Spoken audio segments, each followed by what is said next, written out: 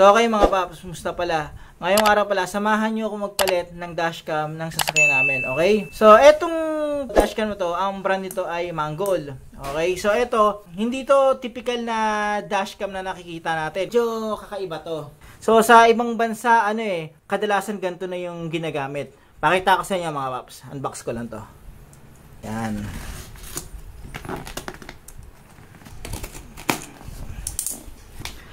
Yan, Mangold. Yun yung brand niya. Ito nakalagay dito, Lexus. Pero sinabi ko naman sa kanila na Vios. Fit pa rin to sa Vios. So, ayan siya. Yan, yan. Yan. Buksan ko na to.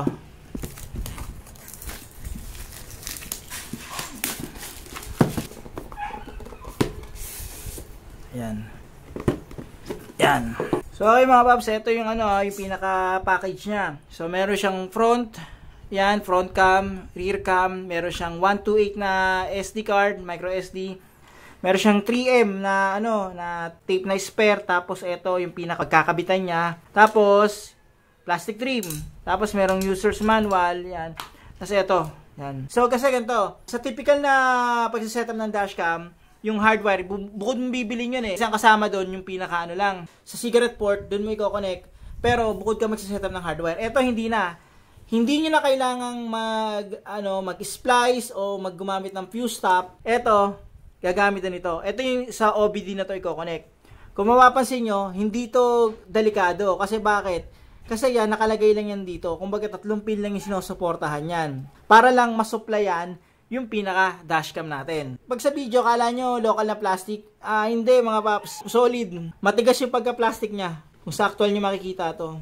May GPS pa pala to. Yan, ito may rear cam.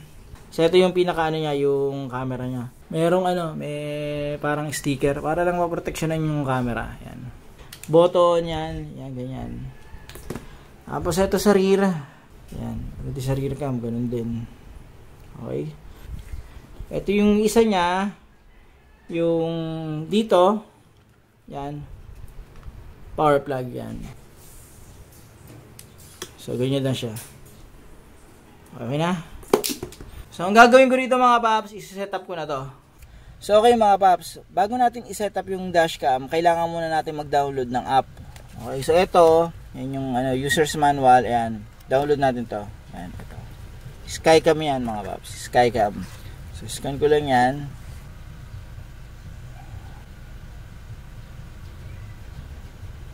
Ayan siya. So, nakita nyo. Ayan siya. Install natin. Sabayin lang natin yan. Sabayin lang natin yan. Yan. So okay na siya. Diba? Ngayon, open natin yan.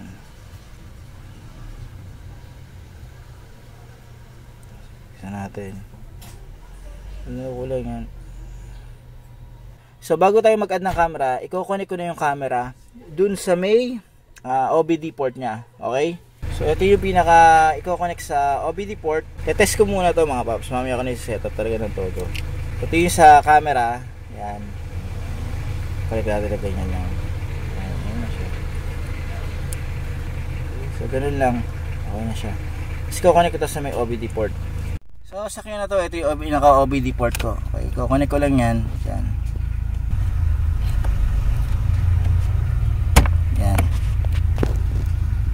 Nakasaksak na siya. So okay mga paps, ito na-connect ko na to yung pinaka power line niya sa may OBD port. So ito may supply na to, may kuryente na to. So gagawin ko, bubuhayin ko na to. So buhayin na natin to, yan. So buhayin ko na to, isang pindot lang. Yan.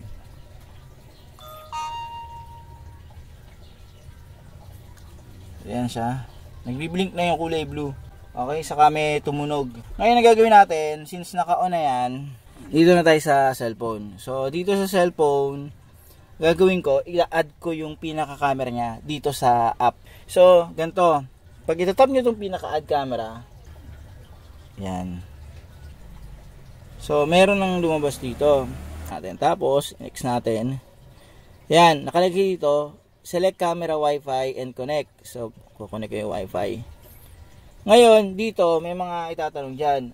Ang dapat nyong hanapin, ito. O nga pala, nakalimutan ko. I-on nyo yung ano, susi, kahit ano lang, on lang, hindi start na makina. Naka-on lang siya. Yan natin ha. Ito, lumabas na tong Wi-Fi E970 SPF. Yan, 6507. Ito, tap nyo lang yan. Tapos, ilaano nyo yung password. So, ang password nito ay 1, 2, 3, 4, 5, 6, 7, 8. Okay, so 1, 2, 3, 4, 5, 6, 7, 8. Yun yung pinaka-default password. Connect natin ha. Bali yung nangyari dyan, yung pinaka ano nun, connection nun, itong dashcam, ko-connect na siya dito sa cellphone. Okay? So, ayan siya. So, connected na siya. Ayan. So, nakita nyo, may lumabas na ano, ayan. May lumabas na interface. Yan. Please format memory card. Di ko pa nilalagyan ng memory card. Mamaya ko nalalagyan. Pakita ko lang sa inyo ha. So, ayan siya. Ayan. So, ayan. Okay, ko muna dito. So, ayan siya. Ayan. Ayan. So, naset ko na yung pinaka front camera. Ang susunod ko naman, yung rear cam. So, ito yung sa rear cam niya. So, ito yung rear cam. Ngayon, i-connect ko lang to, itong rear cam dito. Tapos, ito yung sa rear cam. May nakalagay na label. Yun ang kanagandahan. Kukonek ko to. Yan. May guide naman yan. Hindi kayo malilito. So, nakabuo na yan. Nakakonect na. Ngayon, ang gagawin ko, mag-a-add ako ng camera. Okay? So, mag-a-add ako. Yan. Robot. Talaga kaya. So, pandarin ko muna yung sasakyan.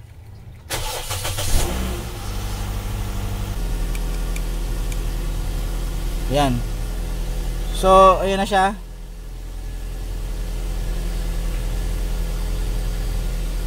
So, nag-on. Mag-a-add ako ng bagong camera.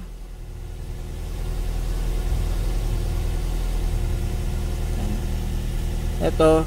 Makapansin nyo, naka-on na rin yan. Add ako ng bagong camera. Connect Wi-Fi. So, dito ulit ako kukonect. Yan. Okay na.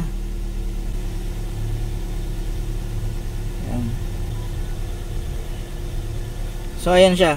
So, ito, sa front, diba? Ngayon, i-check ko yung rear.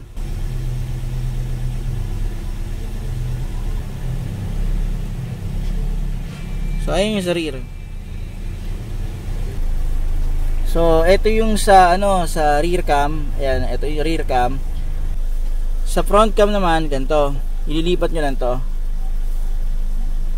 Ayan, ito yung sa front cam naman.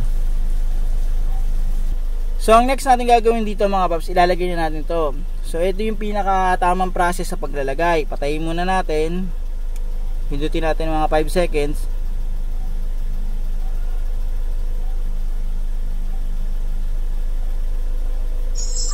Yan. So, namatay na siya. Tayo nyo naman. Tapos, lalagay na natin ito. Yan. Sa paglalagay, ganyan lang. Kaya, hindi naman kayo magkakamali. Ganyan siya.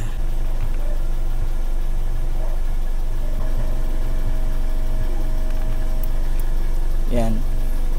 I-on ko uli.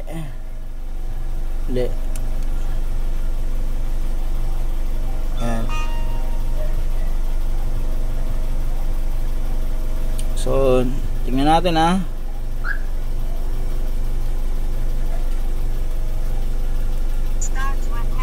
May maririnig kayo na nagsabi ng start recording. So, okay na. Connected na siya. Ngayon, ang gagawin natin, i-format muna natin yung memory card. So, sa pag-format ng memory card, pupunta lang tayo dito. Camera settings. Yan.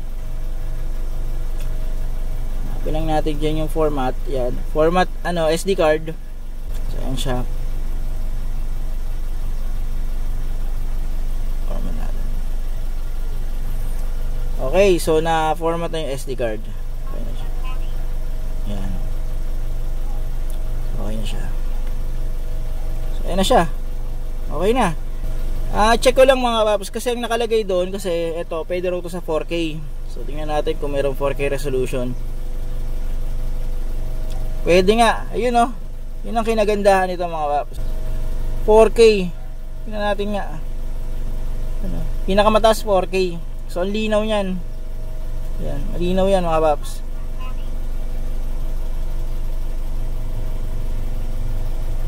Okay, so ito na siya. Ano? Since na-setup ko na yan, okay na lahat. Nakita natin na gumagana na camera, nagre-record na, yung rear okay na rin. Pwede ko na siyang i-setup dito sa rear view mirror, okay? So ito muna i-setup ko, itong front cam.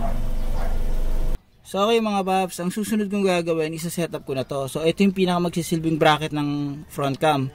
So ito yung rear view mirror, sa ilalim yan ako maglalagay. Okay? So kung alanganin, huwag yung isagad na gano'n. Yung tama lang kahit maglagay kayo ng konting allowance para magkasya tong dalawang gilid na to dito. Para fit na fit talaga siya.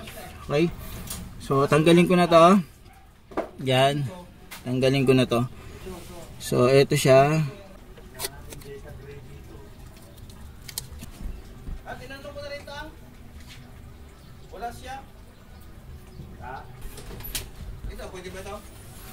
So ikakabit ko na yung pinaka front cam dito. Ayan, okay na tong ano, yung pinaka bracket nya. Yan, may butas naman yun dito, di kayo magkakamali. Okay, so tabi nyo na lang yung mga wire dyan. Tabi nyo, gitna, yan, ganyan. Para mapasok nyo na maayos. Yan. So ganyan lang yan. So yan siya. So next natin mga paps, isi-set up ko na to.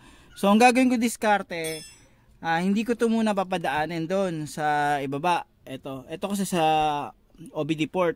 So ang gagawin ko, ito muna papadaanin ko papunta yan, yan, pag ganyan, pag ganun dito. Okay? So parang ganun din dati, 'di ba? Dito ko siya iipit dito sa bandang to. Dito bandang to, yan. Doon ko papadaanin. So tatanggalin ko muna 'to mga paps. Okay? So ayan lang siya. Yan, palagay.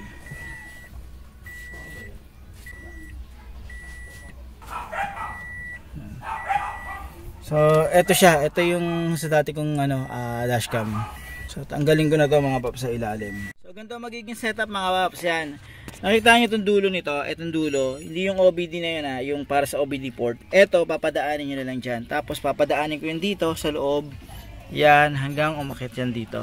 Okay?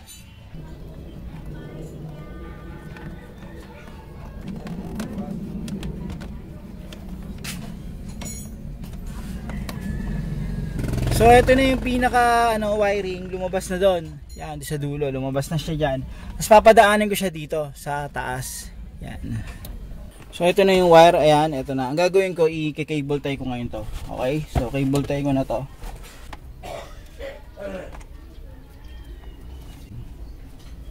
Ito.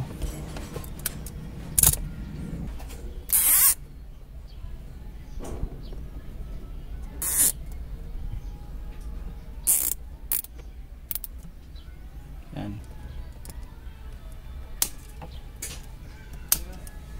So ayan na siya. Ngayon, so dyan ko yung papadaanin. Ito rito. So padaanin ko na yung mga paps. Yan. Ito lang yan. So, abaon lang yan dito. Yan.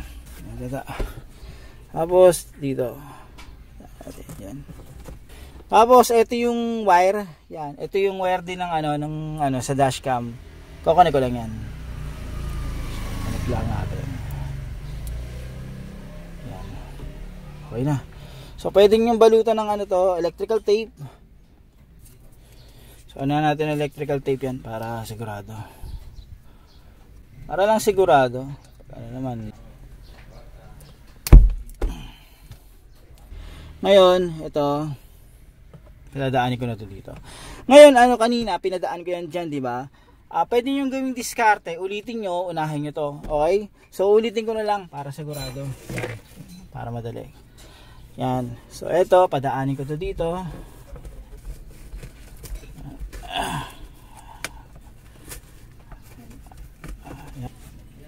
Silahin ko na lang to. I-adjust ko na lang to dito. Yan. Kita nyo, i-adjust ko. Hilahin ko lang yan. Malinis na yung setup niya. Malinis na yan. So ito, balik ko na to dito. Baon nyo na lang na maayos. So So ayun na siya mga paps, parang walang nangyari, di ba? So okay mga paps, ayan, nakita nyo, yun yung setup niyan. Nakakabit na sa OBD port yan. Nandiyo yung mga wire nandito sa loob yan. Ngayon, ang siset ko naman, rear cam naman. So okay mga paps, ang susunod kong ilalagay itong rear cam. So sa rear cam, ito yung pinakamagandang posisyon na napili ko. Okay, so na-test ko na to, na-check ko na para sa akin okay yung posisyon na to. Lalagay ko yun na ganyan lang. Ngayon ito, kinagandahan ito, pag pinipihit mo siya, hindi siya basta dudulas. Kumbaga parang nakiklik siya, parang ganito. Diba, kiklik ko yan. Yan, diba, pag pipihit ko, yan. Yan, may mga ngipin yan dito. So, pag inikot mo siya, parang nakalak siya. Hindi agad yung tipong iikot na parang nagro-roll lang. So, makukuha mo yung tamang angle. At saka, kahit umandar sa sasakyan, hindi siya iikot ng iikot. Ang galing ko to. Yan. So ilalagay ko na ito dito. Yan.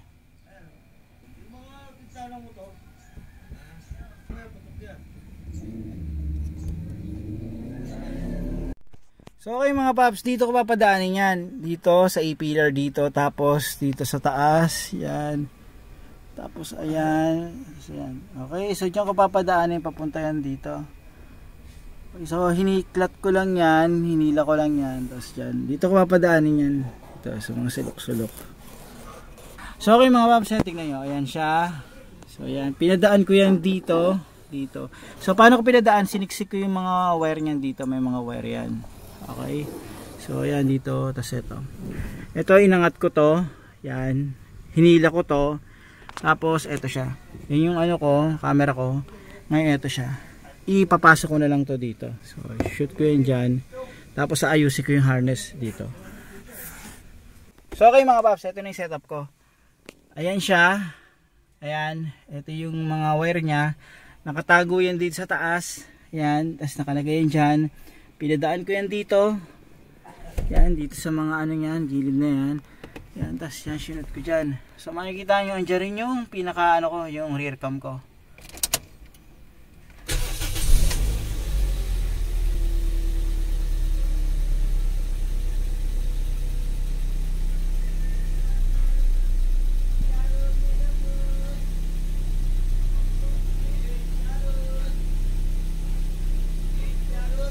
Ito yung ano, harap. Ngayon, yung rear naman, ito. Ibig ka rear. Okay? So, yung rear. So, sa rear, kita naman yung plaka. Ayan o. Tapos sa front, ayan siya. So, ganyan. Ayan ito. Ayan. Na ano rin pala, nare-reverse pala yan. Ayan o. Ayan, ganyan. Ayos. Ngayon mga paps, itong pinakita ko sa inyo, hindi palagi na i-connect ko to sa Wi-Fi. So pwede nyong gawin, i-forget nyo na lang yan. Pakita ko Yan. I-forget nyo na lang to. Pakita ko. I-forget nyo na lang yan. Tapos kukonek na lang kayo. Kapag kailangan nyo i-check yung video nyo, yung mga files nyo, yung mga recording nyo. Hindi palaging i-connect yan. Pwede namang i-connect nyo kung meron kayong halimbawa hotspot sa cellphone para palaging nakakonect siya. Pero hindi naman talaga kailangan. Kapag kailangan lang kayong may i-check na video, mga recording, doon nyo lang i-access yung Wi-Fi. So, magte-test drive na ako mga paps.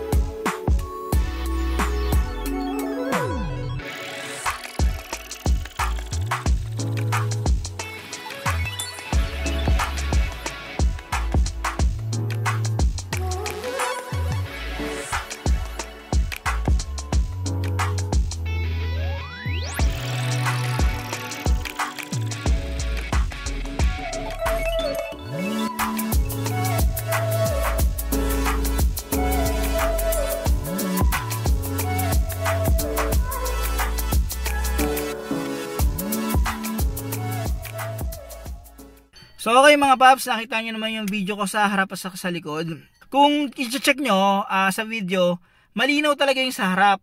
Yung sa likod, baka mamaya kasi mapansin nyo na medyo malabo. Ang nangyari kasi, hindi ko naman nililinis yung windshield ko, tapos nakatinta ko, at saka nung nag-drive ako nung madaling araw, medyo foggy siya.